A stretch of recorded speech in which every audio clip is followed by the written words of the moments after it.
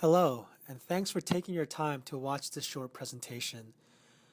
Thank you especially for your support for what I believe is God's long-term call in my life to pastor and shepherd His church, to live on mission, advance the gospel, and make Jesus known. None of what I do is possible without friends and supporters like you, so please know that I'm really thankful for you just even taking this time. Currently, I'm serving as the Executive Pastoral Assistant, or XPA for short, at 7 Mile Road Church. As my title suggests, I'm serving as the assistant to our executive pastor, and I'll continue as XPA through January 2015. What I want to do during this short time is to familiarize you with 7 Mile Road, its mission and vision, and the structures in place to accomplish its mission and vision. Additionally, I want to fill you in on my role and how I'll serve this church. Also, I just want to share how the church is helping me and shaping me to discern my call and my giftings. And then lastly, I'll talk to you about some giving options that you can think through to better inform your giving should you decide to give. So with that said, let's get started. Just a little bit of information about 7 Mile Road. First, 7 Mile Road is all about the gospel. Everything we do and say hinges on and stands upon the gospel. John Piper said it this way: missionaries and pastors and churches will lose their culturally transforming power if they make cultural transformation their energizing focus. Now, our church loves social justice, we love diversity, we love serving our neighbors, but 7 Mile Road doesn't want to make any of those things the gospel. We believe we can truly seek justice, we can truly pursue diversity and serve our neighbor if the gospel is the fuel that drives the engine of this church's heart. Secondly, we're contextualized. 7 Mile Road wants to plant networked, gospel-centered churches, but we want each of them to be relevant to the communities and neighborhoods they're planted in. As we have sought to do that, God, in His grace, has sent us men who feel called to plant churches with us. And because of that, we feel uniquely situated to do this work in Greater Boston. Lastly, we want to be living on mission. There is definitely a place for attractional churches and ministries where people come to church because of some event or program that draws them there. However, as we think about where we are in our place, in our day, and in our time up here in New England, we realize that we live in a post-Christian, anti-Christian, anti-church setting. So no matter what we do, getting people to come to church is hard to do and a poor use of our time and energy. So instead, we want to be going out on mission. We want to have what Timothy Brister calls an intentional approach to ordinary living. So where we are, our workplace, the gym, the coffee shops we frequent, our next door neighbors, and the like, in all of these places, we want to have a missional focused, fueled by the gospel. So the vision for the church is this: in 10 years, we want to see 1,500 Bostonians believing the gospel, being discipled, and living on mission in an ever-growing network of healthy 7 Mile Road churches for Jesus' glory and our joy. That 1,500 is not a number of attenders. When we say 1,500, we're thinking of that number to be faithful, committed, serving, active members of the church. So it's a really big vision, and we're really leaning hard into the Holy Spirit to get us there. So the natural question is, well, how are you going to accomplish that vision? And so in order to accomplish this, 7 Mile Road will function on 3 levels. First, the church will function on the localized level. To better explain this, I'll use Melrose, Massachusetts, the city we're currently in, and Malden, Massachusetts, the city we will be planting in this April, as examples. Melrose is an upper middle class, mostly white population that is suburban, while Malden, on the other hand, is a mostly lower class population with a lot more ethnic diversity that is an urban city. So when we say localized, we want each of these churches to have their own pastors and preachers, their own volunteers, their own bands, and most importantly, their own culture. We want things to remain local, to have the feel and form of their surrounding community. And that's obviously going to look very different in Melrose than it does in Malden. On the second level, we want to be unified, but in so being unified, we don't want to lose the local flavor.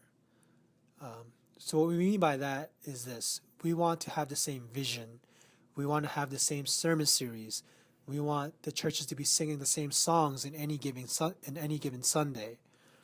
However, each of those sermons, each of those songs will have their local flavors, their local expressions. So the big idea of the sermons might stay the same, but the applications will be specific to the specific people group we're sent to. The songs that are sung in both churches will be unified, but the styles that they're each sung in will be different in each congregation and will better resonate with their people group. So that's what we mean when we want to be unified while remaining localized. Lastly, we want to be centralized. If you've talked with any church planter, they will tell you that they feel like they have to wear 10 different hats at any given time. They're paying bills, they're visiting people in their homes, they're preaching, visiting the sick, casting vision, so on and so forth. By being centralized, we want to free up the pastor by taking away some of these hats so that he can do the hard work of on-the-ground ministry. So for example, if a window breaks in Malden, we want the centralized level to take care of the repairs and costs and payment for fixing that window. Another example would be rent and utilities. We want our local pastors to not have to worry about those specifics so that they can focus on their pastoral role and vision casting and preaching and doing on-the-ground ministry. So my work right now to help the church is focusing in so that church planners don't have to worry about logistics that might take away from their time in ministry.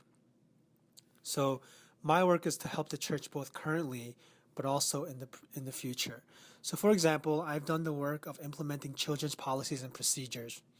I've researched state laws on child care and child abuse reporting. I've done this work so that when the churches are planted, these local churches don't have to spend all the time and energy to do the research and implementing children's ministries, procedures, and policies, and instead they can hit the ground running with these policies in place.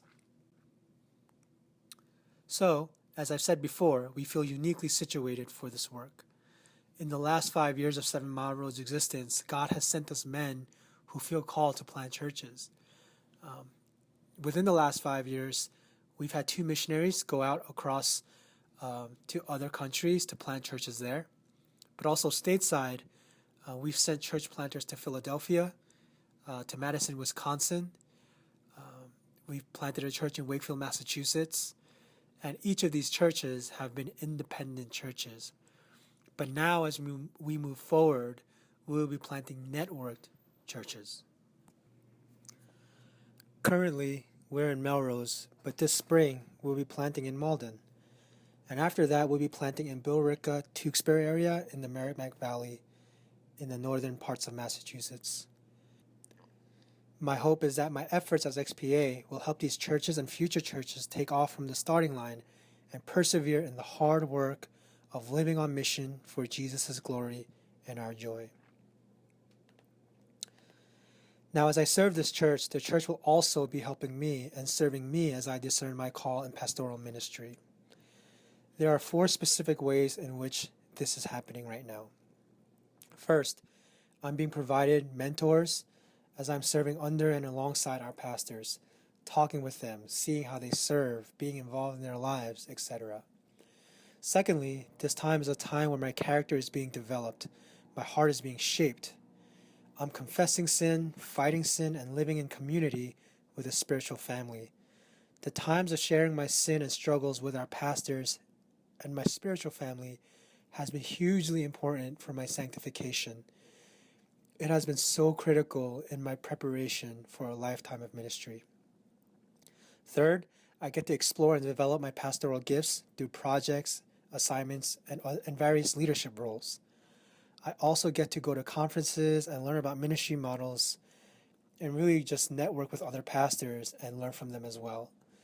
This position has been serving as a residency of sorts, where I get a feel for what I'm good at, what I enjoy, what gets me moving and going, and where my passions are. Lastly, it is growing my love for Christ's church and mission through humble service and intentional living. A lot of what I do is not seen, and so doing this work really shapes my motivation. As I've been serving the church, I can only continue to do the work if my love for the church is continually growing. Now, with all of that said, I love this church and I want to serve her. However, this position is a fundraise position. I hope you can see how your giving of time and prayer and energy and finances makes a huge difference in reaching people for Christ. Over the next 12 months, I am looking to raise $50,000. Please pray about and think through the possibility of giving. As you do that, I want to just give you some things to think about, some tips that might be helpful for you to know. First, there are many options to your giving. You can give monthly, bi-monthly, quarterly, a one-time donation, etc. To use real numbers, some people choose to give $50 a month, while others choose to give a $500 gift up front. Over the course of a year, a $50 a month donation would total $600. However, I would prefer the upfront gift of $500 over a monthly gift of $50, simply because sometimes unforeseeable things happen that could affect the monthly giving. So for instance, some people get married, some people have a baby, some people change jobs. Certain things like that happen that change someone's budget. So I would prefer the upfront giving. I hope that helps you gain clarity on my process as you think about giving. Secondly, I would ask that if you decide to give, that it would be given on top of your tithe. So the work that is being done in your church still relies on your faithfulness in giving to her. So I encourage you to give on top of your tithe if you choose to give. And if you're thinking about splitting your tithe to the church, to other organizations, to my XPA fundraising, or anything else, I would ask that you talk to your pastor before you do that. That's a conversation that you probably would need to have with your pastor. Lastly, I would say give in a way that affects you. If your giving prevents you from paying bills and putting food on the table, I would not want you to give. However, if your giving causes you to sacrifice certain luxuries for the advancement of God's kingdom, I would really encourage you to give in that way, where it would cause you to sacrifice certain things in your life, but it would positively impact God's kingdom. So with all that, I just want to say thank you for taking the time to watch this. Hopefully this presentation answered a lot of questions for you. If it has sparked more questions, please contact me via phone or email or anything else. I would love to be available to answer these questions for you. And please know that I also will follow up to this presentation as well. So once again, just thank you for watching this, and hopefully we'll be in touch soon. Bye.